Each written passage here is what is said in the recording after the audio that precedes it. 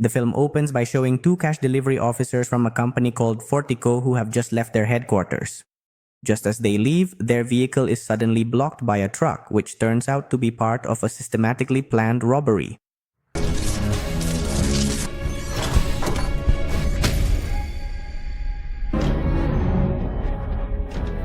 The film then jumps forward to some time later, where a man named Patrick Hills, the bald main character of this film, is applying for a job at Fortico, the company we saw at the beginning.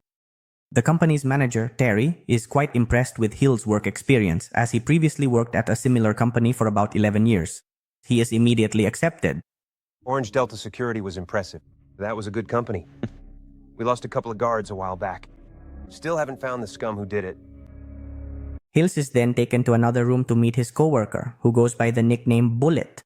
So all the security personnel at Fortico use aliases, including Hills, who from this point on will be referred to as Edge. Long story short, Edge's field abilities are tested by Bullet, starting from physical skills, shooting, to driving. To pass the test, people need a score of 70, and Edge passes with just the minimum score.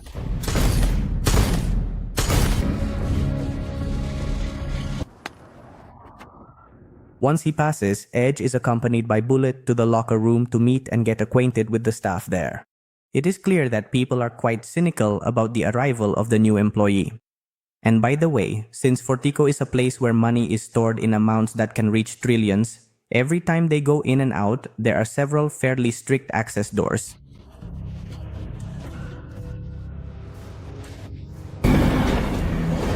Starting his first day on the job, H is accompanied by Bullet and Dave as they visit several locations that day to collect money from various companies. However, throughout the trip, Dave doesn't stop making sarcastic remarks at H, whom he assumes knows nothing about how dangerous their job really is. Long story short, at the end of the day, their vehicle safely made it back to headquarters. To get inside, these vehicles have to go through several security checks. And that was Edge's first day on the job. So, to celebrate, Bullet invites him to hang out with the rest of the crew. But before leaving, Edge is seen secretly observing his co-workers' ID cards.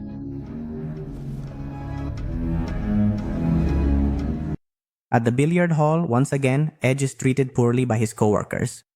In fact, John, the main access guard at the office, tries to provoke Edge but ends up embarrassing himself instead. The next day, they go back to work as usual. This time, Bullet goes alone to deliver money on a cruise ship, while Dave and H wait in the car. However, suddenly, they hear over the radio that Bullet is in trouble. The money he was holding was stolen and he was taken hostage. Dave, who usually acts tough, now looks extremely panicked. He even considered running away. At that moment, Edge reacts in the opposite way. He appears very calm. He then tells Dave to calm down and follow the robbers' demands, where they are instructed to go to a certain place to save Bullet. When they arrive, the robbers order them to transfer all the money from the car. Edge remains composed and simply goes along with everything that is happening. But quite unexpectedly, "Get in the other truck now." A sense of deep calmness and tranquility. Edge's execution of the robbers can be considered extraordinary. Even Dave, who was acting tough before, could only stand there in silence. At this specific point in time, At the end of his action, Edge took the time to check the faces of each robber he had killed one by one. As a result of this incident, the three of them were interrogated by two people who were likely from a special police unit. When it was Edge's turn to be interrogated, they wondered how he could kill 6 people at once without getting hurt. Not to mention, his shooting skills were extremely accurate and far better than the results of his initial entry test. However, Edge calmly replied that it was all just a coincidence. At the end of the meeting, Edge was shown CCTV footage of the robbery we saw at the beginning of the film. If you truly believe in your heart that there is a significant and direct connection between this recent violent break-in and the events we discussed earlier, then I strongly suggest you gather your things and leave this premises immediately without any further delay. From there, Terry mentioned that he wanted to transfer Edge to the front office because, in his opinion, someone who has just killed could develop mental illness if they continue. But the manager's opinion was immediately refuted by the owner of Fortico, who was very pleased with Edge's performance. On the other hand, the two people who interrogated Edge earlier, as soon as they left, immediately called their boss and said that Edge was indeed the person they had been looking for. The boss also said in that case let Edge stay there because now we know the reason why, which will be revealed later in the middle of the film. That night, a woman came to Edge's apartment and brought him secret files about the background of each security member at Fortico, as well as an autopsy report. That night, he also couldn't stop replaying the video of the tragedy he had witnessed earlier. At this point, we become even more curious. Who is Edge really?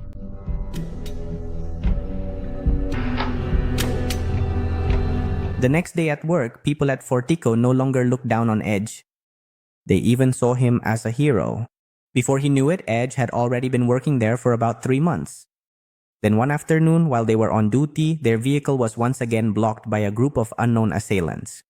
These skilled robbers managed to capture Bullet and began releasing gas into the vehicle. However, once again, Edge appeared very calm and chose to exit through the back door of the vehicle while holding his breath. As soon as the robbers saw his face, suddenly,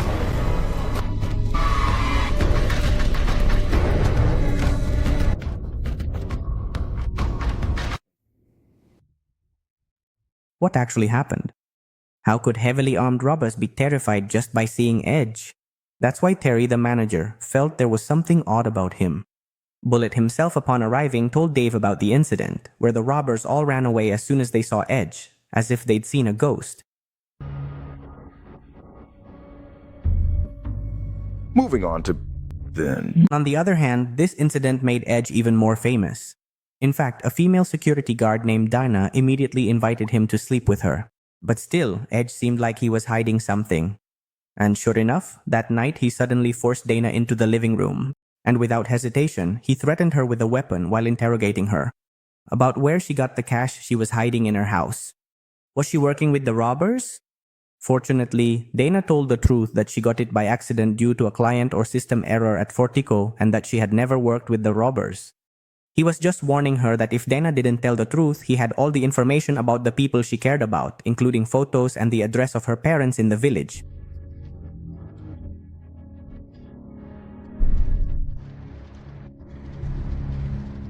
So, who is H? To answer that question, the film takes us back to the past. About 5 months ago, H was seen getting ready to watch a basketball game with his son, Doggy. As they were about to get into the car, he suddenly received a call from one of his men named Mike. And Mike is the robber we saw earlier. That afternoon, Mike said their operation was a bit of a mess because one of their team members had an accident on the way to the location. He needed help from his boss, aka Edge, who happened to be not far from there at the time. Reluctantly, Edge made time to help his subordinate. Upon arriving at the location, Edge parked his car not far from there and got out, telling his son he was going to buy some food as a pretense.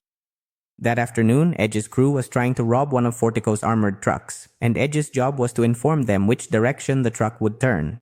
Once his task was done, the truck was suddenly ambushed by another group of robbers.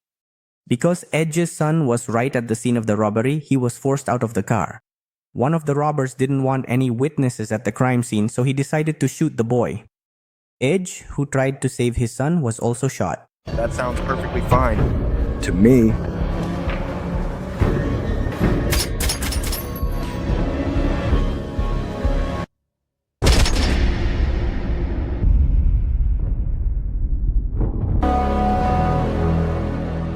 Three weeks later, after several surgeries due to being shot 4 times, Edge finally woke up from his coma. Unfortunately, his son Doggy wasn't as lucky as he was. Doggy was Edge's only son. Because of what happened, his wife blamed Edge and considered him the killer of their own child. In the end, the two of them decided to get a divorce. Maybe we don't see Edge shed any tears, but his heart is shattered into pieces. He then began to devise a plan to find his son's killer. It started with meeting one of the agents who was the superior of the 2 police officers who would later interrogate Edge. According to his statement, the police still hadn't found the perpetrator or any clues as to who killed his son. However, he provided a list of mafia members scattered throughout the city. They Will let me do this my way. I've only ever seemed to be mistaken all this time. Finally, under Edge's orders, Mike and his friends slaughtered the criminals in the city in search of information about yesterday's robbery. However, none of them managed to find it. They looked pale as they reported this to Edge. So, do you honestly believe that you have finished everything? Understood. Heard dragon. What? Make a sound. They finally tried searching for the culprit again, and this time they managed to interrogate one of the biggest mafia members in the city. After being tortured and threatened that his wife would be killed, the man finally revealed that the likely perpetrators of yesterday's robbery were a mafia group known as the Gassi brothers. So feared was this mafia that the man even chose to be killed rather than be caught reporting their names. But even crazier, it turned out that the mafia, as notorious as the Gashi brothers considered unbeatable, was nothing in the face of Edge. One of their business headquarters was completely destroyed. But still, it turned out they weren't the culprits behind yesterday's robbery either. You have to tell the boss. There are no men. Work is more important than the two of them. They have money? Let them go. Mike, as Edge's closest subordinate, carefully tried to convey that all their efforts had been in vain and could even backfire on their organization one day. Actually, we need a different approach. You're right, Mike. I want to go back to London for a while. Hearing that advice, Edge secretly, without his members knowing, decided to try to find his son's killer by going undercover as security there. He asked one of his acquaintances named Christie to make him a new identity, which he eventually used to apply for a job at Fortico. And from here, it became clear to everyone who Edge really was.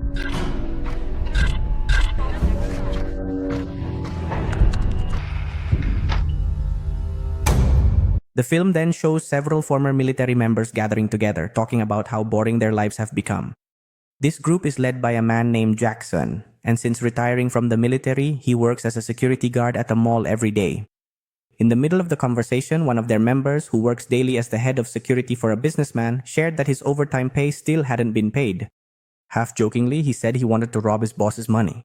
But it turned out his friends took that statement seriously, and in the end, they actually carried out the robbery.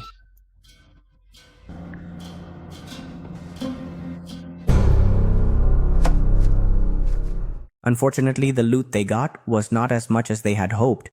From there, they eventually tried to find a bigger target, which turned out to be a cash delivery truck. Using their inside connections, they managed to find out the movements of the truck they wanted to rob, and from there, the operation went very smoothly. Show me your hands. Put your hands in. Normal rhythm. The film then shows some time later, after Jake's birthday celebration party, when they gather again and Jake tells his crew that they have a new project, and this time, the cash delivery truck they're targeting is worth 6 times more than the previous one. But how did Jake know all this? Well, from an unnamed insider.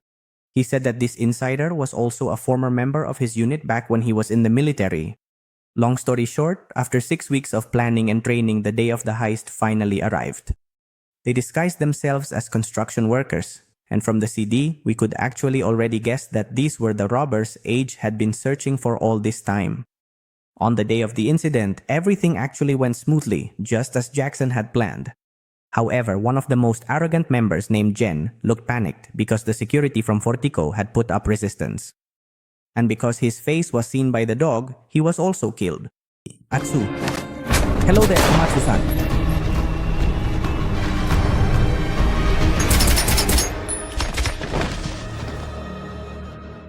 After the robbery, Jackson and Agotanya went into a state of inactivity for approximately 5 months. And this time they gathered again because they were going to carry out another large-scale robbery. They're no longer targeting the money transport trucks. This time they're planning to rob the contents of Fortico's vault itself. If they succeed, they could get away with trillions in cash. But of course, the bigger the reward, the greater the risk. This plan of theirs came about thanks to the help of an insider at Fortico, whom Jackson mentioned earlier.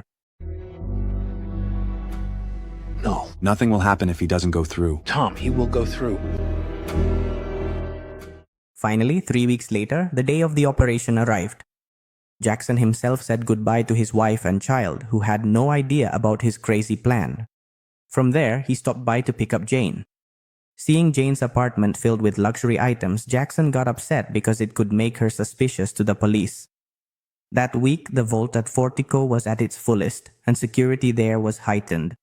Long story short, that day after delivering money to several locations, Bullet seemed anxious and eventually he confessed to Edge that he had been the inside man for the robbers all along. Of course, Edge was actually very happy, finally finding the person he had been looking for all this time. However, he tried to stay calm and dig for more information.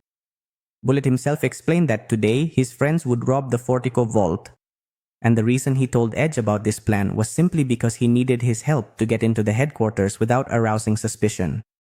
By the way, let me remind you again how the system at Fortico works, where for a vehicle to re-enter the headquarters, they need a report from the two people who have been on duty since the beginning. If not, access will not be granted. Therefore, Edge pretended to agree to Bullet's offer. From there, their vehicle picked up 4 members of Jackson's crew. However, to make sure the plan went smoothly at the warehouse, H's hands were tied and his weapon was taken away. Beginning today, you will witness it by this time tomorrow. So far, everything has gone according to the plan Jackson made. The vehicle managed to return to headquarters without arousing suspicion.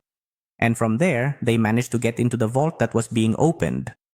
Unfortunately, Aids' hands and feet were tied, while Bullet and his friends pretended to be hostages in order to get into the main access room. The guards there were finally forced to fight back.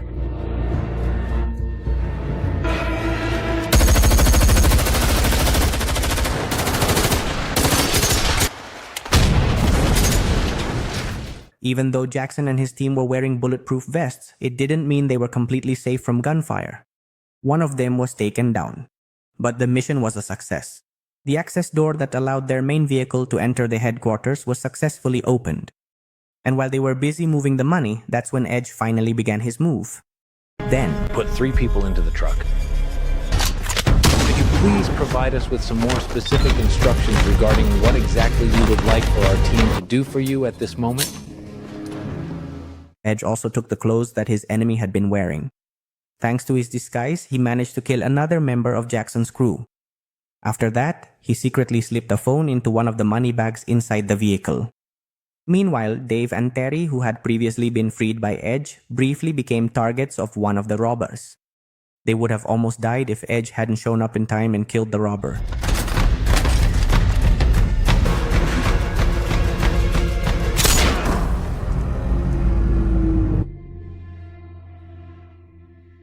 But unfortunately, as a result of the recent fight, KKH was shot and seriously injured.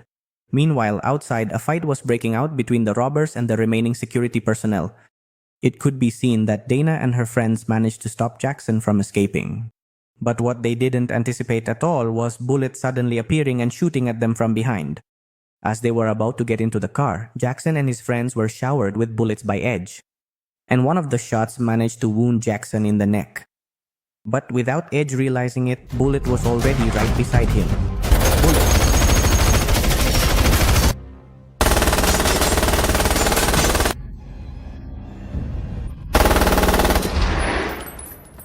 Now at this point, only Bullet, Jackson, and Jane remain. But how are they going to escape? It turns out, using the Baja Fortico car, they managed to break through the police barricade. From there, they headed to a building they had already prepared so the police couldn't follow them. Once they arrived, the bags of money were moved, while Luca Jackson looked to be in even worse condition. Actually, a few days before the heist, Jackson and his crew made an agreement. If only one person survived this robbery, that person would have to take care of the families of the others who didn't make it by sharing the money. However, Jackson seemed worried that the sole survivor might be Jane because she was known to be selfish and uncivilized. And sure enough, instead of helping Jackson escape, she ended up killing him. Understood. In that case, I'll make my way over to locate the boss. Oh, I will see you later on.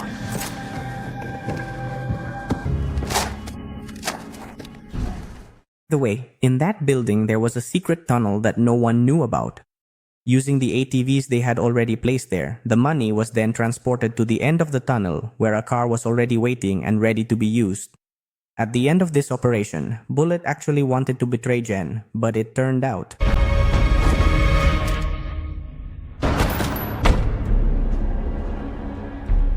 and the escape plan succeeded.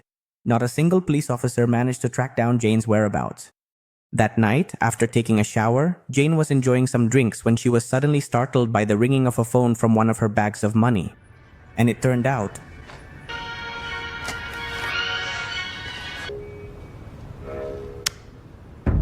Jane thought Edge was there to take her money. In fact, Edge only wanted Jane to read a file, which turned out to be the autopsy report of his son, detailing where the bullets entered his body until he finally died. And from there, Edge delivered a fitting response. His entire aching lower back area.